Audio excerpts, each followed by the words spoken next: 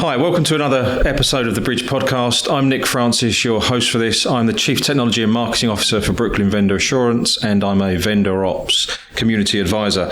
Today we're going to be talking about the importance of inherent risk and due diligence risk assessments in a post-contract vendor management sense. For those of you who've listened before or seen us before, the Bridge Podcast focuses preliminarily on post-contract management, vendor management, supplier management, and customer-supplier relations. With me today is a guest, Richard Harrison, who's formerly of Arm Technologies. I'll introduce Richard in a minute and he'll take you through his background of his career. Richard has worked for brands such as Cisco, BT and Vodafone, to name but a few. Vendor Ops, levelling up your vendor management. Richard, good morning. Thank you for joining us today. Pleasure. Over to you. Where did you start? Let's start at the beginning of your career. What led you to where you are today? Well, so I started in kind of engineering and professional services largely.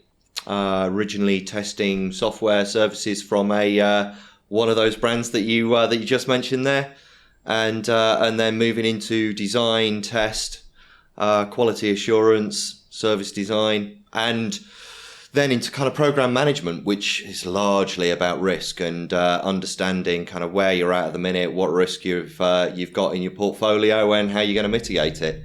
And then moving on into sales and switching over into supplier management. But it's always been about kind of just flipping it. Going back to the earlier time then. So when you was a tester, was you an engineer type tester, automated, or was it manual testing you was doing? It was well before the proper automation days.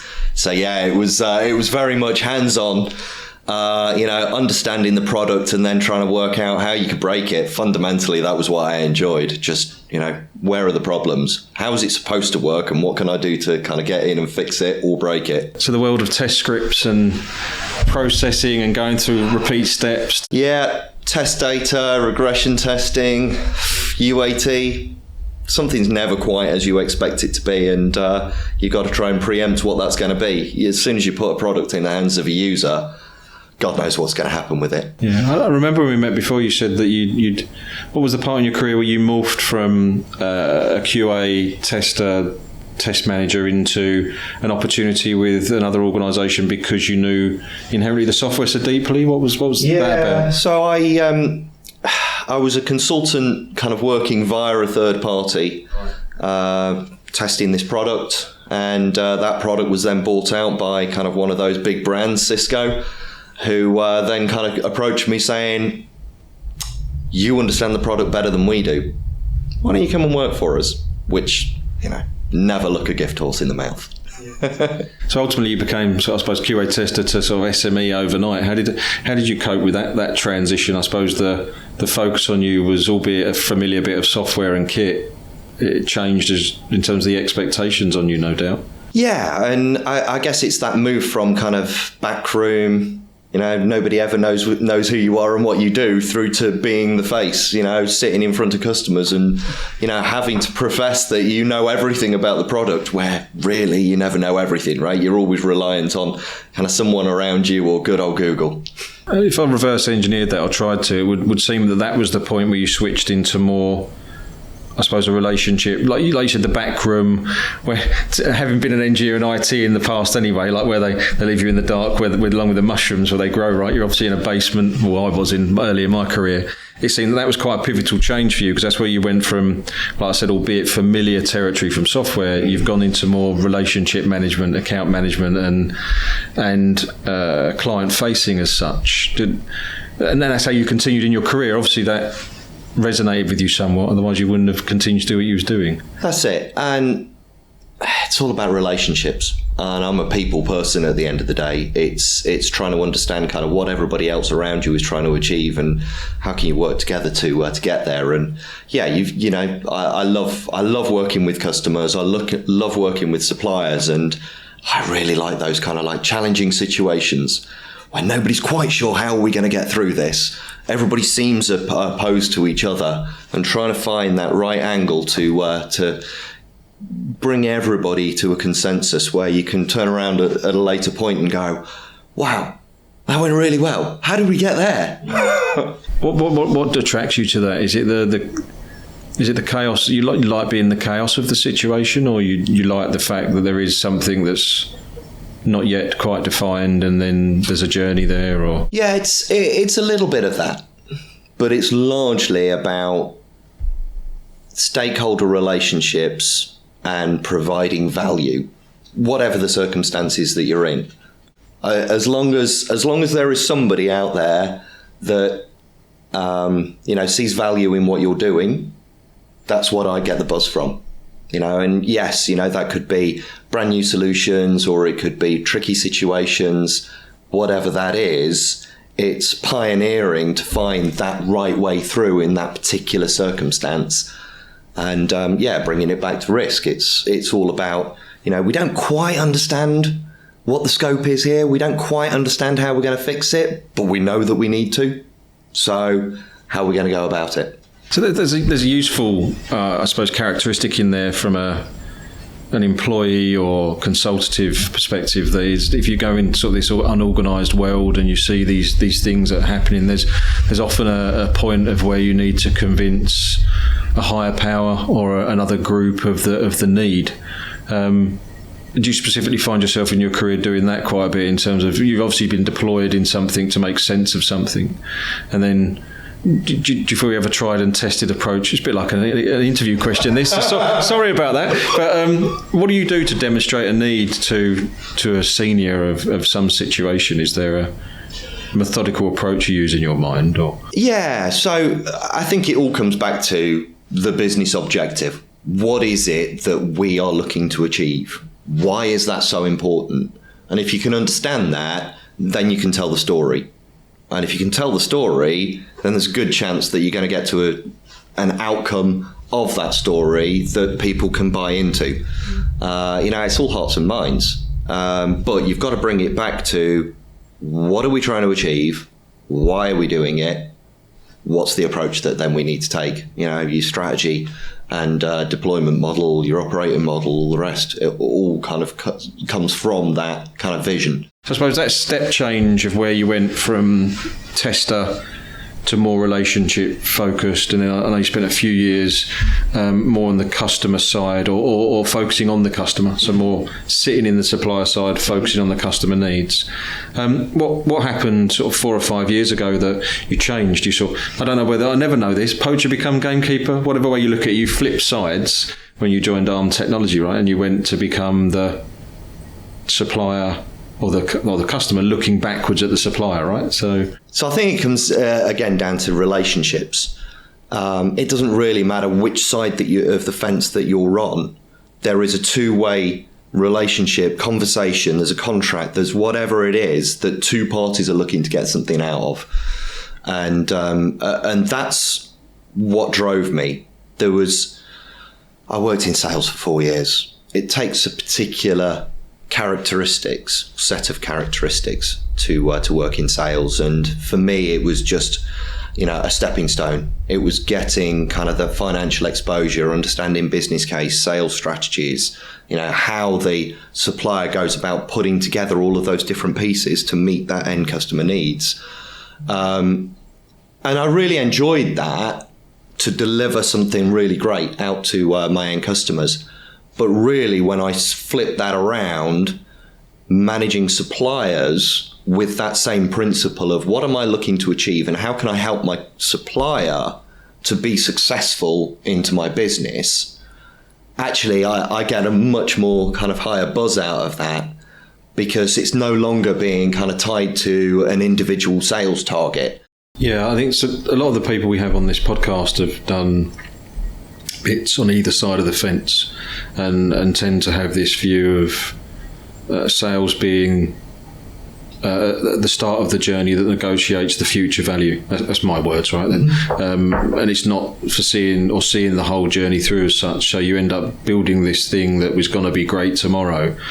And the more practical and delivery focused individuals, I find that's not enough for, because you have to peel off just at the point where it gets interesting, right? Because you can actually do it and it's just all theory, and then you're on to the next thing to build the next theory and then not do it. And that's why all people are different, right? Some people thrive in sales on that mentality, and others like continuing with it and delivering. And the people having this podcast tend to be in that latter category that wanted to go and see it through and deliver it. And look at it in a similar way to what the vendor ops community and we do in Brooklyn, which is you're not either side of the fence. You're in a matrix managed team that should be jointly focused on delivering value that's articulated more commonly in a contract. And then how are we going to do that? Once you strip out all the legalese and the terms, what's the nuts and bolts of good old project management? What's the scope? Yeah. What are we trying to achieve and how are we going to deliver it? And what do we need to deliver that? I think you seem in that same camp. Would you go back to sales, or do you want to stay on the supplier side? It'd take a lot for me to go back into sales. I like seeing things through. I like to see the reward off the back of it. And largely, it's not about kind of an individual kind of thing being done. It's about the value that it delivers to the wider community, to us as people. From a social perspective, I want to see, good change being made. We're all on a transformation journey, irrespective of kind of where you are in life and what you do. Things are changing constantly, and seeing that change through is when it has an impact on society as a whole. I find that really inspiring. So what's the ideal thing? So it's no secret, and I mentioned it before we started, that you are looking for your next opportunity. So you're actively interviewing. When you get the classic interview question, so what are you looking for, Richard? What's the next step look like for you in terms of what would you like to be doing and where would you like to be working? Yeah, so I see supplier management in kind of three aspects. One is managing the suppliers on a day-to-day basis, making sure the contract's delivered, managing the relationship performance, etc., etc. The second is then providing the standards. How should we be managing suppliers in a good way? What should we be looking for? What behaviours do we want to see within that relationship? And then thirdly is helping people to adopt those standards, the frameworks, the governance. And I'm certainly kind of more drawn to that kind of second half of that, those three pillars, if you like. I think those standards, whatever governance guidelines you want to put in place, they need to evolve. They need to continually improve. And there's always going to be those tricky situations. Doesn't matter how good your kind of standards and your frameworks are, there's always going to be something that comes outside of that. That's where kind of then you need to have that overarching expertise to be able to understand both sides of the picture, to help them kind of manage it through. So I'm looking for a role where I can help to define, shape, and continually improve the overall landscape of suppliers and customer relationships. Which is, funny enough, very well articulated version of what the vendor ops community does in trying to set those standards that we've recognised just isn't really there in the marketplace. We see, much like yourselves, that people gravitate towards vendor management roles of all different walks of life, because there's an account management, relationship management aspect. You get any one of those account manager, relationship managers, project manager types that can walk in from technology, from the business, from sales. And we see a variety of skill sets or backgrounds, should I say, that sit in these vendor management teams. And they all bring with them their own experiences, right, and their own unique way of doing things. And that's why every time we talk to a prospect, someone in the community or a customer in the Brooklyn sense, that there's always different ways of doing the same thing, and there is no standardization. And hopefully with the help of people like yourselves, that we're gonna change that and give a go-to pack of things to be done in a certain way that's best articulated, designed and orientated for vendor management, for post-contract management of that customer-supplier relationship. Which kind of leads us on to the topic we were going to talk about, which was risk, and risk, inherent risk and risk assessments, which we'll come on to.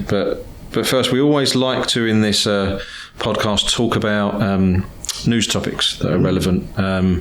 Not to put our guest on the spot, although it does to some degree. We talk about a couple of things that are going on that are relevant in the space at the moment. So the first one we're going to talk about is rail strikes. So there's, as no doubt everyone knows, unless you've lived under a rock, there's some disagreements happening between the rail unions and the government and the employers, the companies themselves, around pay conditions. Commuter habits have changed. Lockdowns had an impact in terms of the amount of rail requirement there is. So there's contracts are being reduced, etc., and the industry and the union bodies around that industry are concerned and want better terms. Essentially, sounds like a classic dispute, right, in a contract management sense. What's your view of the situation? What would you recommend if you put it in not to get too, as you mentioned earlier, politically aware, but how would you deal with that if you was inside one of those organisations in the roles that you've done in the past? What would your approach be? So I think there's a couple of principles to start with. Everybody deserves to earn a minimum standard. Everybody deserves to be treated well and fairly. Everybody deserves to turn up to work and enjoy their job, right? That's just a basic need in life. But at the same time, we know the job that we're coming in to do. We know that things will change ultimately. We can't control what's going on around us, and COVID and the rest has had an impact. Businesses have to change. Businesses have to move on. And, it's a challenging situation for everybody. But right here, right now, over the last few weeks, so many people across the whole population have been impacted in one way or another as a result of it. And I don't think that you should ever really bring a dispute to the point that it interrupts society as a whole. That's not what it's about. I think that we do need to find a way to be able to bring the right people to the table, to have the grown-up conversations without necessarily having the walkouts and the strikes and the disruption that it causes elsewhere. I've been called a marriage guidance counsellor a number of times in my career. It's about trying to find those right lines, and sometimes that is tricky, and sometimes it will take some time, but try and do it without having the impact. It's interesting. I've got a lot of my extended family are either London Underground, rail. Some of them are still in it and still working today. And I spent most of my career private sector, so financial institutions. And I went through from investment bank to wealth management to retail management, organisations that had no union, to retail management that had a union. And applying the parallels that I learned there into sort of this rail situation is that the unions, I think, where there's one established, there's no better mechanism for the negotiation that they're trying to achieve on behalf of the workers, to the point you make, right, in terms of they want to be happy, or they deserve to be happy, they deserve to be paid right, they deserve to be clear in contractual terms, aligned and delivered on, and not broken in terms of those rule sets. But there's also a complication with the union that you get a detractor from the noise, the chance of disputes and strikes, etc., and then that impact on Joe Public that you never really see in the private sector. And I don't know whether that's because there's competition in that if you mistreat your employees in the private sector, they just go to the next employer, and it's a game of they can outdo each other from benefits, pay, offer. So you don't ever have this problem because otherwise you lose your employees, right? And they just go somewhere else. Have you got any thoughts on that in terms of what's the better mechanism than a union structure per se, and how would you end up with a decent outcome rather than this loggerhead situation like in the roles that you've done? I assume there never is a point at which you got that you turn. There's a threat maybe of turning service off, but never in my career has service gone down. There's an honour to contract. There's an honour to continue to provide the service. How in your career have you avoided that getting to this state it is at the moment? As I said earlier, it's a lot about the relationship and understanding what the other party is looking to achieve. And sometimes I think you've just got to take a step back from your own perspective in the world. And I think the unions are a great representation of the community as a whole. And yes, maybe due to the private sector kind of nature of it, those employees don't have somewhere else to go, and they've got to kind of continue fighting that battle internally. But yeah, there's other ways, right? Call on kind of society as a whole to give you some support. We've got so many social media outlets these days that actually, you can draw on, I guess, society's perspective of the problem, bring it to life through other mechanisms without the need of putting a strike and, standing on the picket lines. That for me is just that extreme step that you should be looking to try and kind of mitigate the situation and prevent that from happening, rather than sometimes it feels like that's the plan. That's the outcome that the unions want to achieve, is to get their names back out there again by having another strike. And aren't we doing a great job? And we'll hold everybody to ransom in doing so. Maybe that's a bit extreme. It's tough to look at it because you have that basis of, with the media, right? You only see the part, because you're not in it day to day, you only see the part that the media exposes to you or the news tells you about. And it's an uninformed position that both of us sitting here are speculating with only probably 10% of the facts as to how we would change it. So I know it's always difficult from that perspective if you're not in the camp and you see all the challenges of it. But back to what I said earlier, from my career, it's always been keep the service on. Let's work out what our differences are and agree the differences and always get to a negotiated position. And first and foremost, like you said, was get around the table, actually meet all the parties that are, and I keep hearing in the news that's what seems to be some of the problem is just getting all the parties round the table to have a frank discussion and an open discussion about it in the business context. So in terms of disagreements, I've always had the best outcome where both supplier and buyer have been incredibly transparent. So they've been transparent down to the point of, this is what it costs us, this is the margin we're putting on it, this is the operation, this is the value you're deriving from it. Mm-hmm. And rather than having, early in my career, a guy that I worked for, what I learned a lot of, one of the things I always remember is making sure with suppliers they were getting that they can afford to do it, right? Mm-hmm. So not just trying to always screw them down to the best price per unit. It's negotiating a good price per unit, but saying, can you sustainably deliver that over the life of the contract for that amount of money? Or are you just doing this for the brand? Because I need you to deliver the product eventually. Back to our earlier point, you negotiate the deal and then someone's got to deliver that deal for that future value. And that always stayed with me, that he used to check that the supplier was good for that, for the life of the contract. Like, it's hard to do. Like it's relationship stuff. White to the eyes, looking at each other and going, can you do it for that money? Are you earning a profit off of it?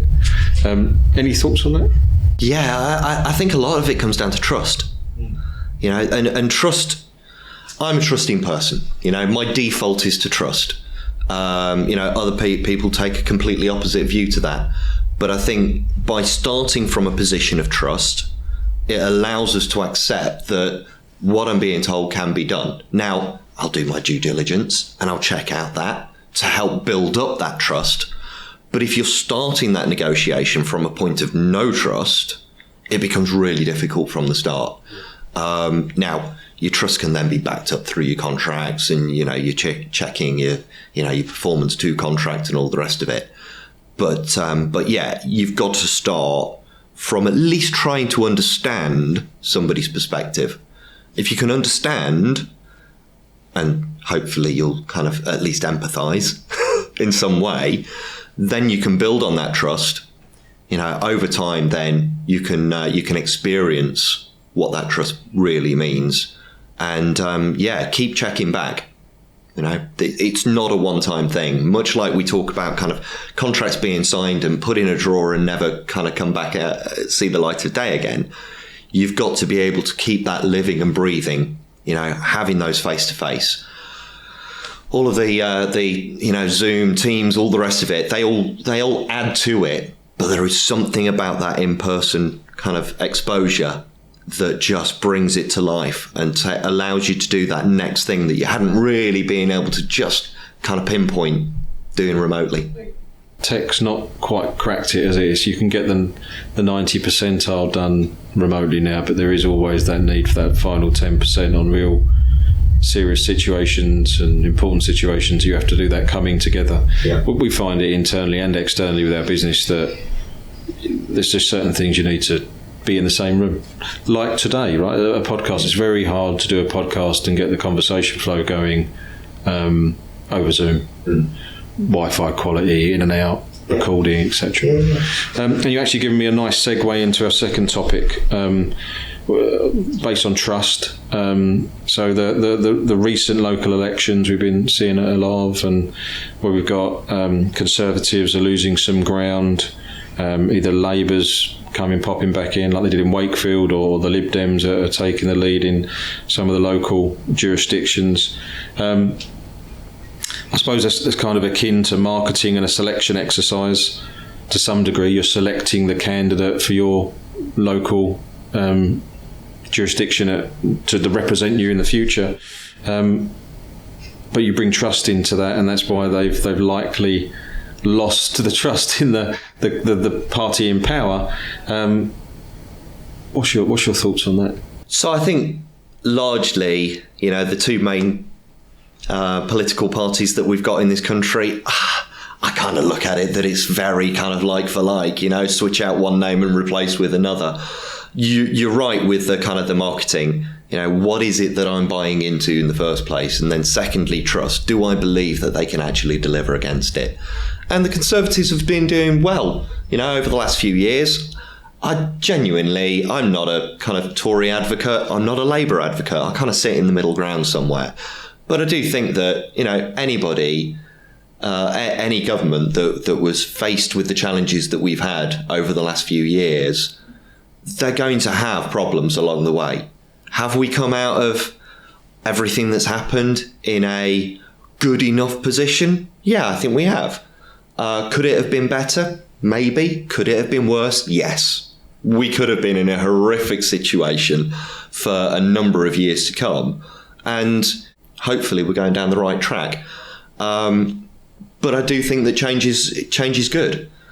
I think it allows the public to put their perspective forward, having a change in leadership, whether that is kind of local or national, I think needs to happen from time to time. Every 5-6 years you need to have that swing, because otherwise things do get stale and everybody becomes a little bit complacent.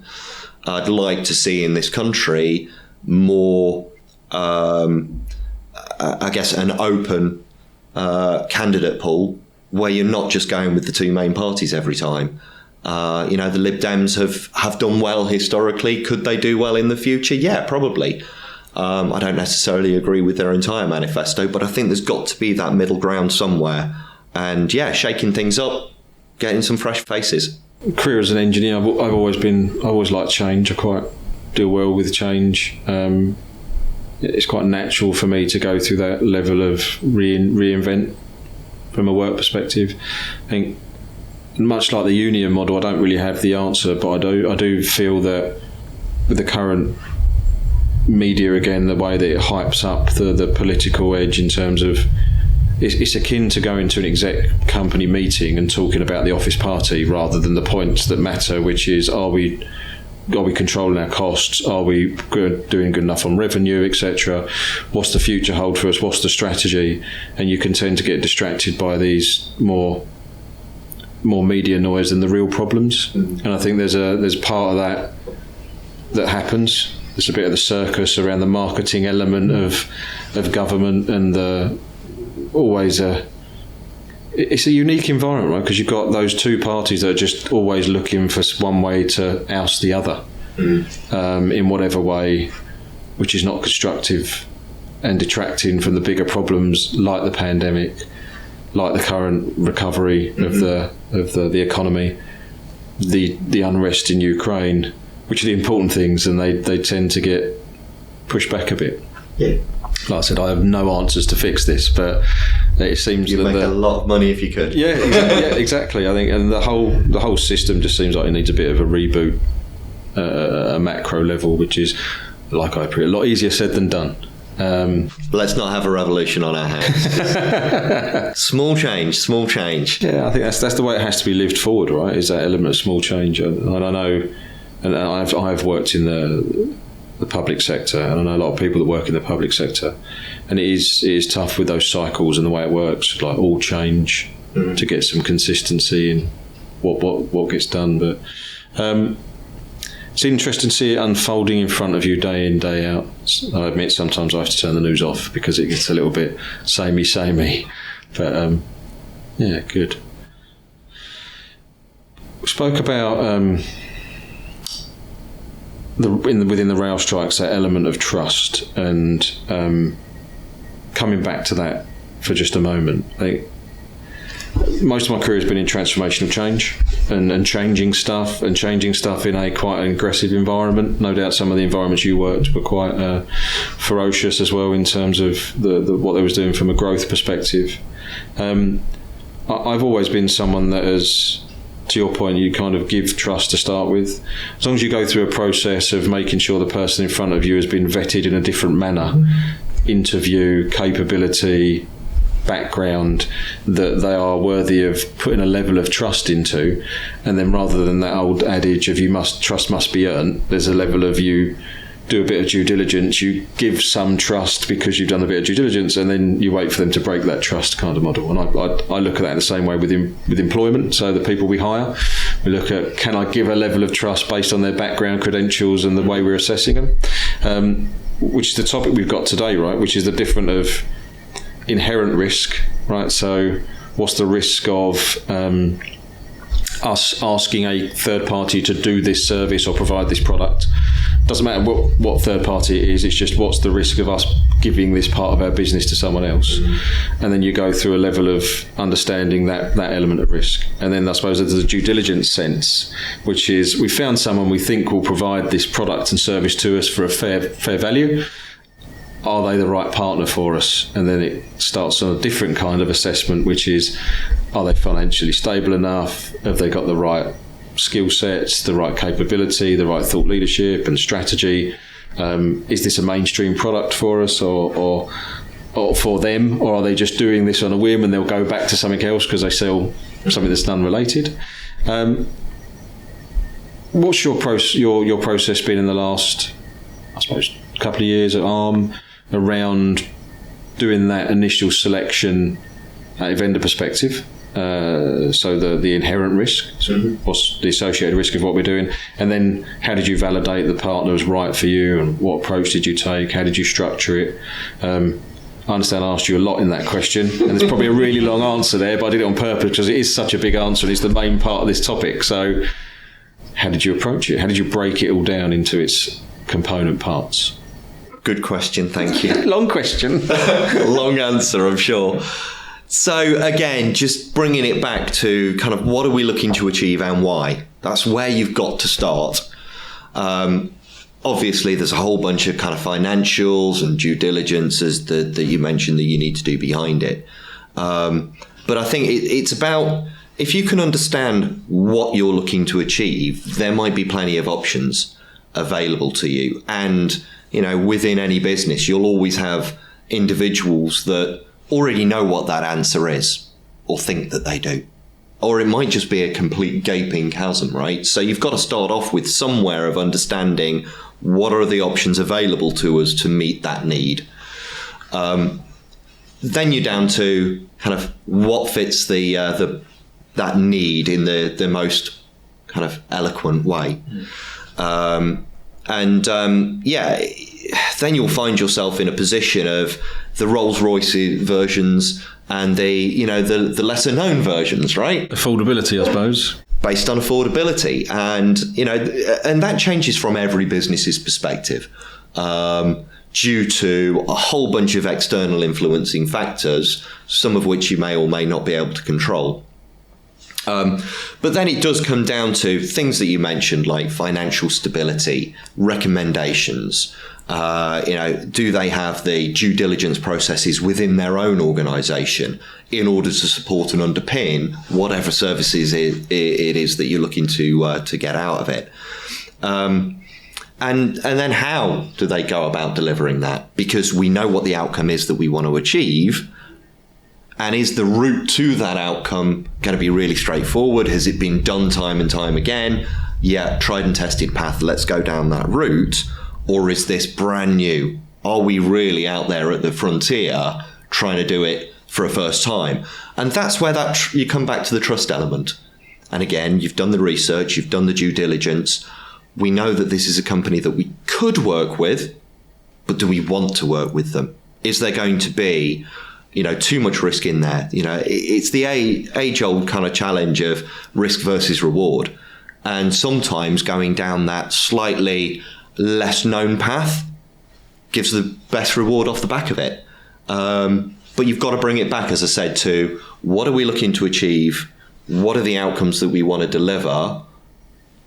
Then what are the controlling factors that we have around that, which will be associated with commercials? It might be a value proposition. What is the risk associated with that?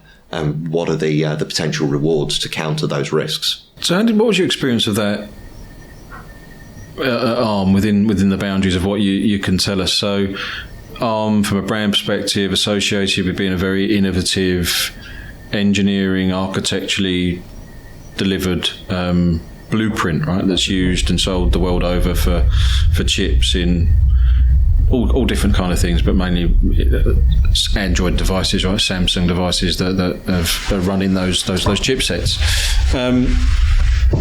Where was the appetite in ARM from a risk perspective? In commonly the way you put the more innovative organisations are somewhat the lesser known. They're right against the edge of.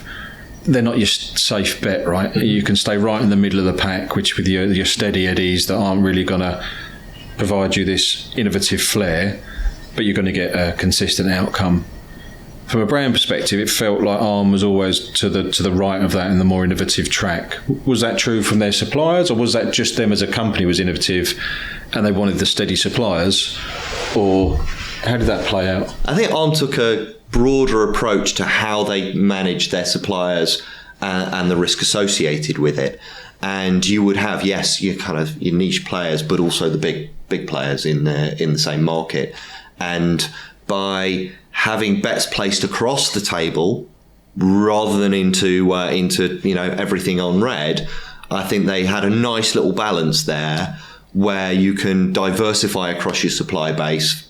But that in itself has a challenge, right? The more suppliers that you've got in your supply base, the more you've got to manage, the more risk that comes from that.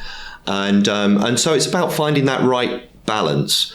And again, bringing it back to what's the overall strategy that you're looking to achieve. How did you see that play out? Was there a level of, I've seen it play out in terms of some orgs will go, do you know what, we're going to do in this space, from a sourcing perspective, a dual vendor strategy.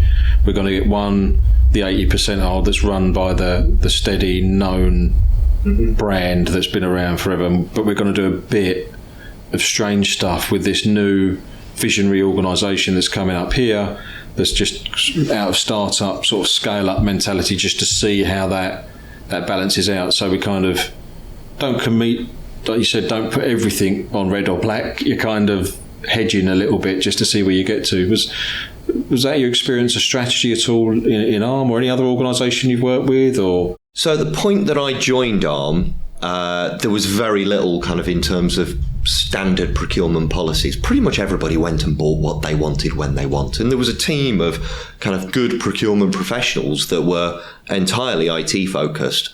And over a period of time, the business started to understand that actually we need to have a standard way of doing this. We need to engage our suppliers in a common way, not just going and buying the next thing that Joe Bloggs wants just because he's got the kind of the money to do it. And so by putting in more of a standard approach, your fundamentals, your best practices, your policies, your guidelines, all the rest of it, then you can slowly start to course navigate towards a more consistent way of doing it. Then we can start to put in place those kind of buying principles that we want. What are the values that we want to achieve from our supply base? Where do we want to diversify in our supply base? Where do we want to reach out to kind of smaller niche players? Where do we just want to go with economies of scale and go with the biggest just because that's kind of the tried and tested and we know that the price will be about right? Everybody gets it from the same price point. So it's about balance. It's about trying to put the bits that of your outsourced capability into good hands where you need to, where you know that actually those economies of scale are going to help you out. but also bringing in those niche players that can add that spark, that innovation, hey, why haven't you thought about doing it this way? And that's what drives a company like Arm to be more innovative. We're only as good as the suppliers that we choose to work with, in my humble view. Yeah, Arm's it's a good discussion point because it's such a recognised brand, to many. But it's quite a fast-growing, innovative company, like I said, that is good to track that maturing of that every org goes through in terms of we have that semblance of needing to get control, and you deploy to understand what does control look like from a data perspective, where are we today? And a couple of times you spoke about, as a consultant, what I call current state assessment. So you've done a number of what's our current state, and out of that current state, where do we want to get to from a target state? And from what I see is common in organisations is be innovative where you need to be innovative. If you don't need to be innovative, don't. And what I mean by that is, if it's not a differentiator for you as a company, don't try and be innovative in it. So if you're not selling innovation within that area, so why try and be innovative in sort of steady? Let's say you're a bank and you sell banking services. Why try and build an innovative data center? There's people like AWS and Azure and some third parties that sell physical data center space that are the specialists in data center and innovate there. Why, as a bank, try and build the most innovative data center? And there are awards that are given out for that within the industry, but from a business strategy perspective, that never made sense to me. So I would expect there be innovation tracks where it makes difference to the business to either accelerate their growth and go to market. You need to do that testing there, right?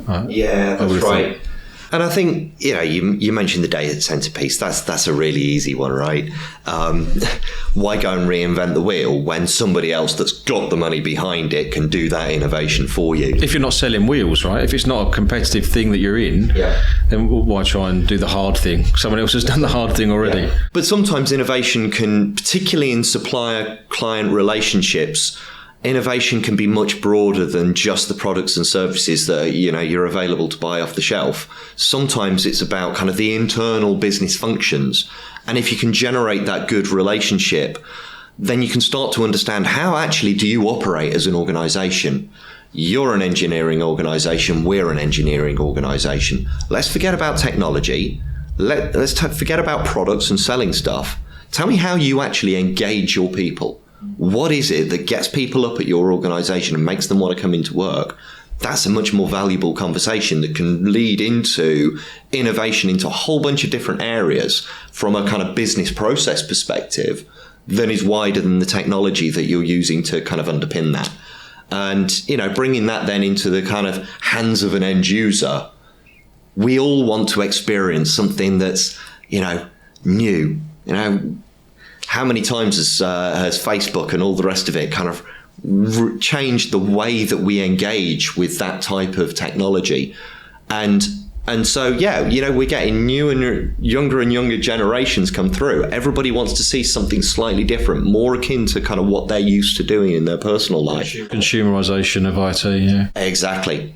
So there's innovation that you can bring from so many different angles. So to unpick that slightly, is that something that you, in your experience, you've looked for in a partner in the past, which is we're going out for a product and service, and that's a known, right? That's the reason you do the sourcing exercise.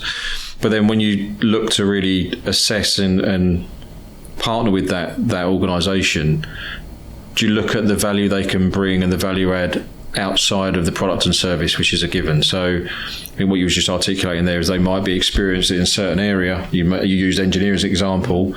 Maybe all their process and their engineering processes, we can borrow that and apply that to what we do. And then for what would cost you a lot of money in consultants, engineering sort of level consultants, you'll get value from that to go quicker, faster. That's not necessarily aligned to the product you initially bought from them. Have you had that in the past? Any examples that you'd bring to life on that, where you have untapped into that sort of either unassumed benefit of being a partner with an organisation? Yeah, absolutely. So great example was Microsoft, right? Everybody uses Microsoft. And if you go over to Microsoft's headquarters, you'll probably do an executive business unit trip, right? And you'll get to see all of the great products that Microsoft have available, and you'll get to demo those, and you'll see how it works. And, this might be technology that's kind of not coming out for 3 or 4 years yet. And that's great. But from our perspective, when we were going to that, it was actually immaterial of those technologies. Yeah, they were interesting. But what we really wanted to do was understand what made that technology come about in the first place. What are those things? How do you enable that innovation, the thought leadership, the understanding of where you're going for products that most consumers haven't even thought of yet? Yeah. That starts to unlock a much deeper, richer conversation that you get value out of. As you say, you can spend thousands working with a whole bunch of consultancy organizations that can give you some insight into that. But I much prefer that kind of living, breathing, real world examples of the things that went well, the challenges that you had along the way, and learning from each other. And a great partnership relationship is about that learning experience, trusting each other that experience, that insight that you've been able to get isn't then going to be kind of used for wrong purposes, and it's not going to get that out there into kind of the general population because it's all IP at the end of the day. So yeah, that's what I look for in a great relationship. Now, it takes certain products, capabilities, business cases, all the rest of it to need that additional insight, and you've got to warrant having to put that time and effort in. And that's where, again, we go back to kind of supplier segmentation and the Crygic model. They're all great, but you've got to look at it from both sides. You've got to look at what's in this actually from the supplier's perspective. Why do they want to engage with me? Is it just about bottom line revenue? Or is it, as you mentioned earlier, is it more about brand? Is it about something more than just the financials associated with this contract? And, particularly in today's market, customer-supplier relationships, they're happening everywhere. And most big organizations, they will be both a customer and a supplier in one way or another. And if you can tap into both sides of that, you're onto an absolute winner. I did read that there's only 10,000 large organisations apparently, that there's a very interconnected network of supplier-buyer relations in there, and there's only so many of them, but many thousand, but there's still a known quantity of relations out there to be managed. So for those listening that were just starting out on what you've done over the last few years and become a pseudo specialist of, is where would you advise our listeners to start with either measuring risk in an inherent risk sense or risk assessments? If they could only do a little bit, what would you recommend to get to the point we was talking about fostering those relationships? You can only foster those relationships if you've done some kind of assessment at the beginning that says you'll get a relationship worth fostering, if you see what I mean. So what would your recommendations be? So I think you start fundamentally with, I keep coming back to kind of the business need and the drivers. What are we engaging in this relationship to do? That's an element. You've then got what I would call core capabilities and competencies. There are clear red flags, and we could start with kind of the financials, but we might get into things like slave labor, minimum wage, ethical business processes. Now, for a local corner shop, they might not necessarily be too worried about where their products are going to come from, because it's pretty faceless, right? Are you going to stop shopping at your local shop because they're sourcing from third parties that have been accused of some slave labor issues? Well, is that going to stop you kind of shopping at your local shop to go and buy your next bar of chocolate? No, it's not. I suppose it's one of those things that, I get the point you're making, but if it was known about, some maybe would. But it's about, I suppose, in a big business sense, you can't afford for that to be, that's tomorrow's headline, right? In a big organisation sense. So not so much back to what we were talking about earlier with the media, the local corner shop's probably not going to get reported in the Sun for for having that level of unknown supply chain issue. I suppose if they did, in theory, and where everything's became more transparent, people would decide to maybe shop somewhere else. They could, but it's about where's the biggest impact. So what we need to do as an organisation is to understand what are those areas, what are the topics, if you like, that we need to focus on, what matters, what's going to detract A, people buying from us, or B, us not being as profitable, or C, not getting to market as quickly as everybody else. If you can understand those potential factors, then you can start drilling into, okay, what's the question that we need to ask in order to assess what the level of risk is there? So I know you guys used to run like a multi-domain assessment model, 9 or 10 domains you had eventually. I think, how do you summarise those domains? I think one way that I look at it is that can they perform the task of which we're asking? Can they fulfil the need? You said need a lot, right? So can they fulfil the need, and can they meet that demand? Then you have to check that, and is that delivered in a resilient way? I suppose then there's an area that says the social economic responsibility bit that you bring up about the corner shop example is are they a reputable organisation that are doing the right thing by ethical standards around all facets of that, so environmental, people, etc. And what's the third area? Are they there's it overmaps to the first one, sustainability in the environmental sense, but are they a sustainable business model that's going to innovate and drag us along and help us scale our business, I suppose, is a third group. Anything else that we didn't touch upon there, or anything specific you'd call out? Yeah, I think security is a big one. Being an ex-CISO, you think I should know that? Well, I don't like to catch you out. But again, security from many aspects, right? You've got cyber security, which is clearly a hot topic and will continue to be. Yeah. You've got physical security and perimeter and data access. Do we trust this person to actually manage this company, to manage the data that we're giving them access to? How are they going to store it? There's lots in there. You can then get into kind of more of the operational side, the business continuity. What is that level of resilience? And that needs to be both technical and process based, right? Because at the end of the day, we could all be, have a power outage. Networks could go down. Our backup power supply could go down. What are we going to rely on? Well, hey, we might actually just be back to good old face-to-face communication. And so, yeah, there's so many different aspects of it that you could go on forever and ever. I think the key is bringing it back to just that handful of questions per kind of risk domain that allows you to then dive further into it when there's an exception.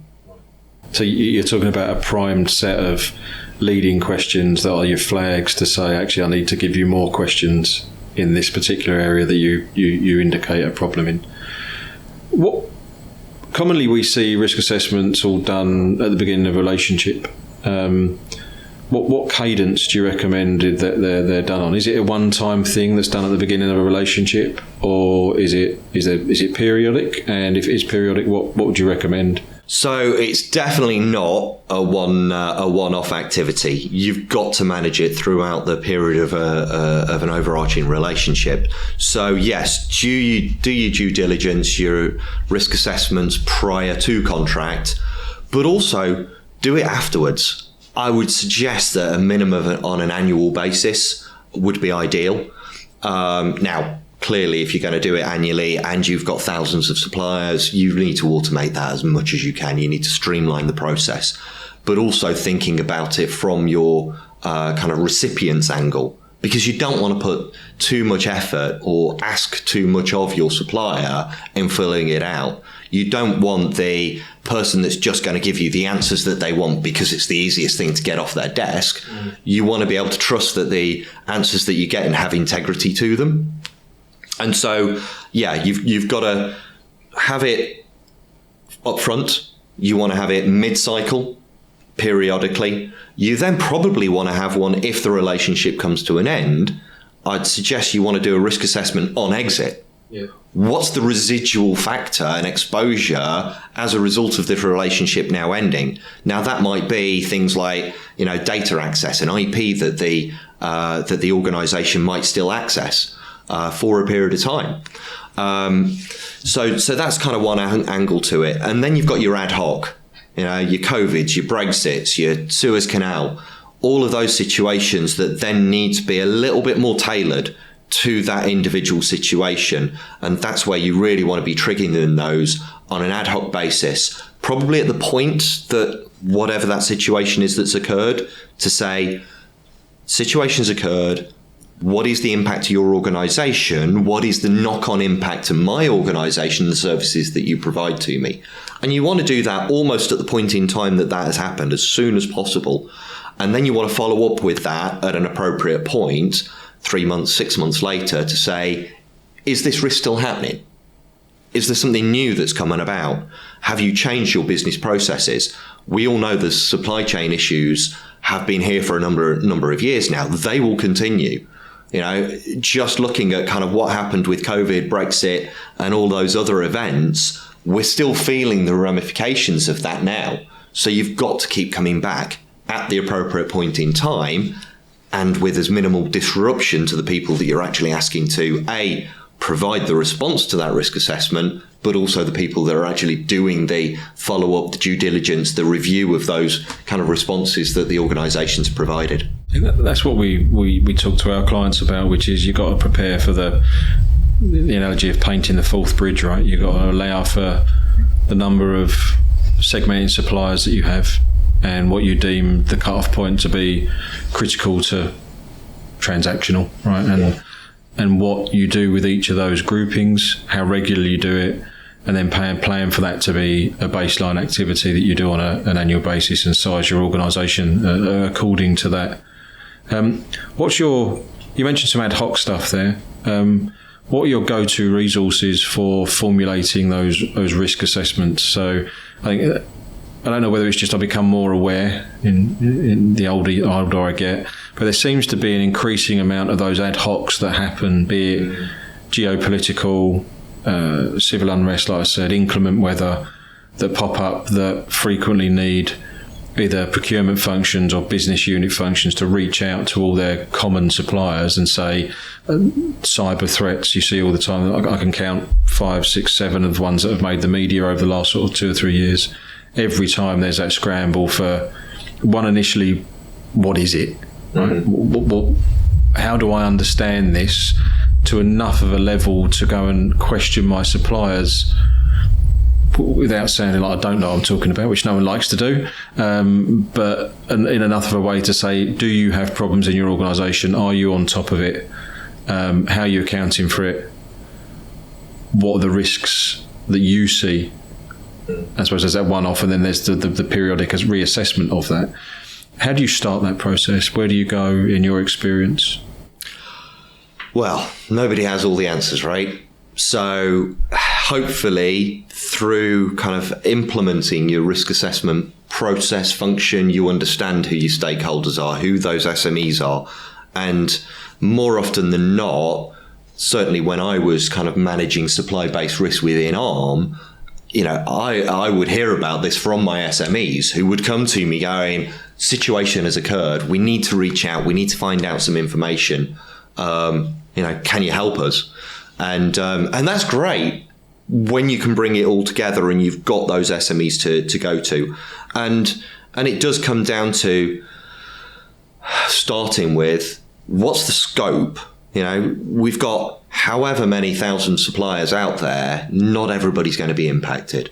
So understanding whether this is something that we need to look at from a particular category perspective, is it technology based? Is it people based? Is it logistics? That allows us to at least shortlist who we're going to go out to.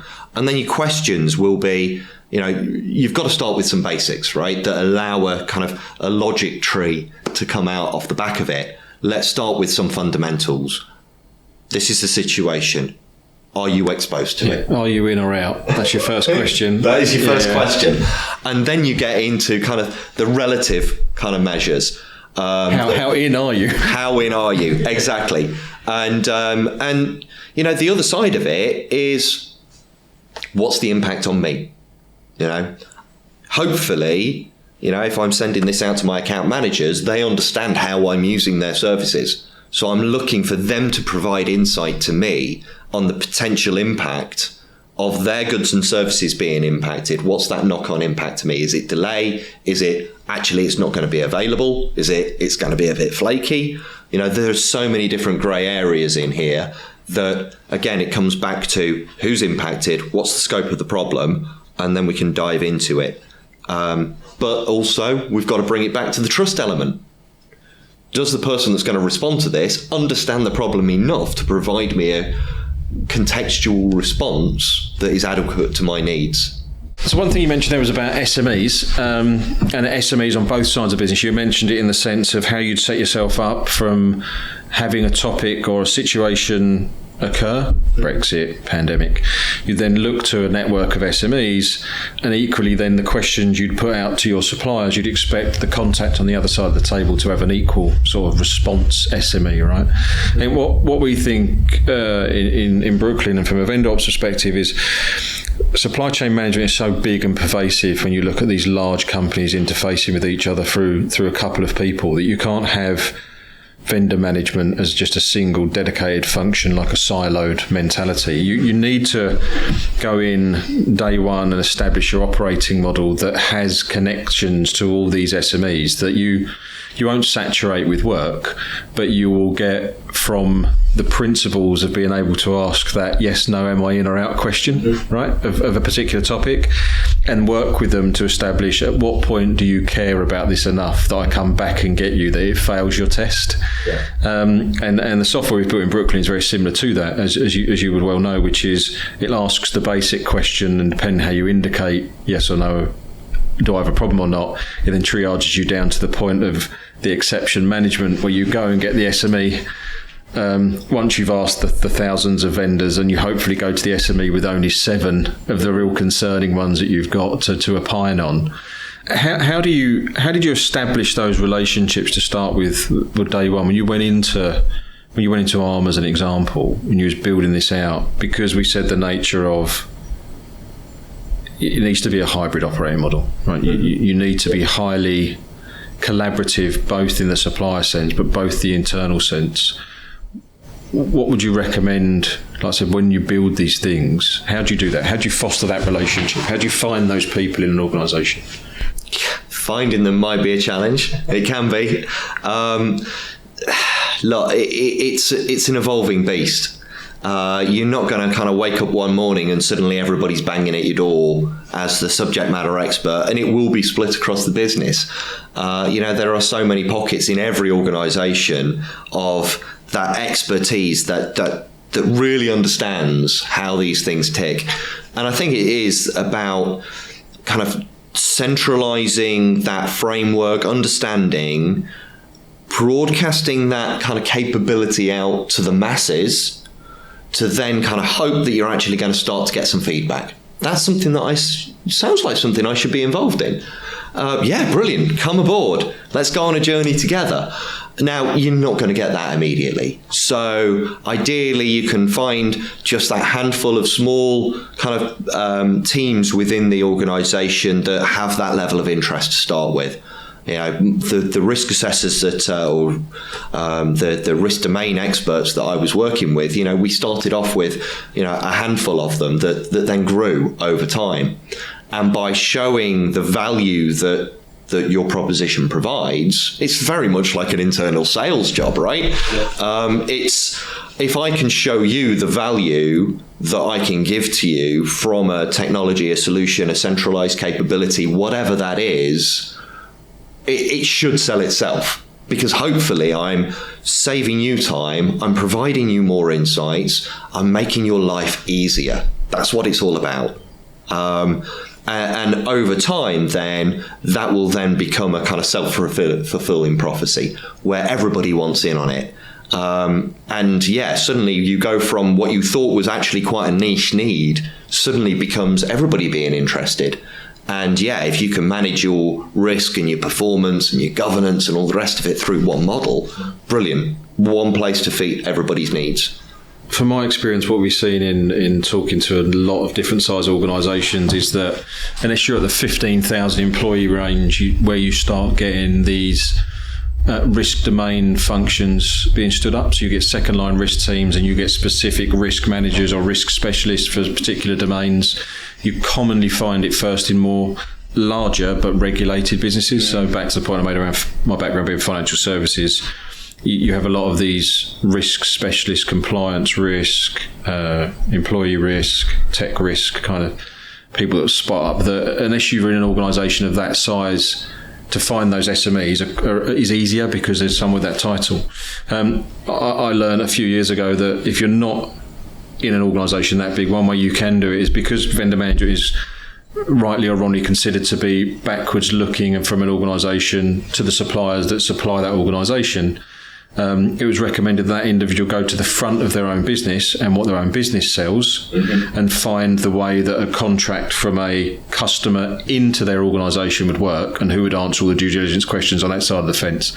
And you'll typically find people with different titles that are in a sales and commercial kind of title that actually are the SMEs that can help you if they just turned around and looked back, because they answer the questions for everyone else. And that was a tip that someone gave us a long time ago about finding people that can help you with vendor management just by switching mindset and looking forward. Like a business, you always consider this business looks forward, right? Everyone looks forward and does the sales of that business. There's very few roles that are rear facing. Absolutely. And I spent a lot of time debating about kind of within ARM I delivered these kind of supplier management kind of trainings, guidelines, playbooks, etc. And I just wanted to reach out to our sales teams just to go, how do we do it? Yeah. Because, if this is what we expect our suppliers to do, shouldn't we set the bar at that level to start with? Because if we're delivering to our own customers in this way with, all of those SMEs supporting it, hopefully, we can synergize and find common ground, and we can reduce the level of effort and reduce the number of teams, less SMEs. But actually, you're measuring your own standards and ethics and values and delivering to your customers in the same way, irrespective of whether you're looking at your customer or whether you're looking at your supplier. Yeah, and I think that is back to where we started, that sort of poacher come gamekeeper. If you don't treat it that you're belonging to either side of the table and you're actually in a relationship that is a team to deliver a contractual thing, then and you're in that team together, that's where we commonly see that the better performers sit, which is that common function. We're in it together, we will do it together. We just so happens we are paid each month by some different company. Absolutely. But you just taking that to an extent, you should treat your supply base as your own employees. Treat them as your colleagues. Nobody ever wants to be in the meeting where somebody's kind of slamming their fists on the table, treating people with disrespect just because they happen to be working for a customer. Just because you're paying me doesn't mean that I deserve to be treated that way. If you can treat everybody as one team, yes, there are kind of commercial focuses. We're all here to kind of do what we need to do from our business's perspective, but we're all people. We all get up in the morning expecting to go and enjoy our day in the office. Nobody wants to turn up kind of regretting or not looking forward to whatever we're going to go into today. And so, if you can treat everybody to the standards that you would like to be treated, great. This is more about social kind of dynamics than it is business relationships, right? And you've got to take that forward. Yeah, and I think a lot of people forget that when you deal with large corporates, there's this kind of mentality of it's a large organisation, but ultimately it's made up of people. And it comes down to people at the end of the day, and it doesn't matter if it's a large body or a small body of people, depending on how you interact with them. It's just a person-to-person relationship, right? So the same rules still apply, whatever scale you look at it. Absolutely. Thank you, Richard. I found it very very useful, very interesting, and hopefully the listeners do as well, no doubt. How can people get hold of you if they want to talk to you more? LinkedIn.